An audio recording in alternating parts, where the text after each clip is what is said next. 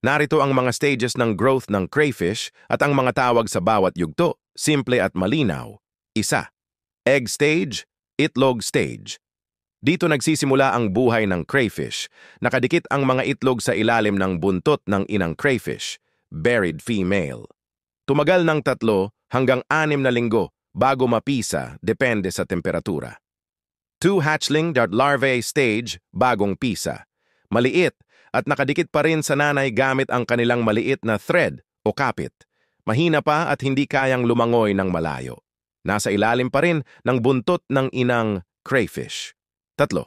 Juvenile stage, sanggol, bata na crayfish. Nagsisimula ng humiwalay sa nanay.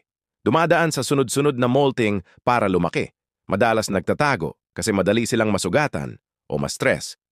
4. Sub-adult stage, binatilyo, young adult. Mas malaki na at mas mabilis kumilos. Mabilis din ang paglaki, pero mas kaunti na ang molting. Nagsisimula ng magpakita ng teritoryo o pagiging agresibo. 5. Adult stage, ganap na crayfish. Fully grown at handa ng magparami, nakakakain ng mas malalaking pagkain at mas makapal ang shell. Mas bihira na ang molting, minsana na lang kada ilang buwan. 6. Old adult, mature adult, matandang crayfish. Mabagal na ang paggalaw, mas bihira ang molting at mas mataas ang chance ng pagkamatay pagkatapos mag-molt. Karaniwan ng ginagamit sa breeding hanggang kaya pa.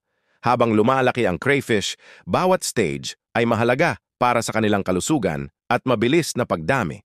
Kung alam mo ang bawat yugto, mas madali mong maaalagaan at mapaparami ang iyong crayfish ng tama at ligtas. Follow for more crayfish tips and farming guides.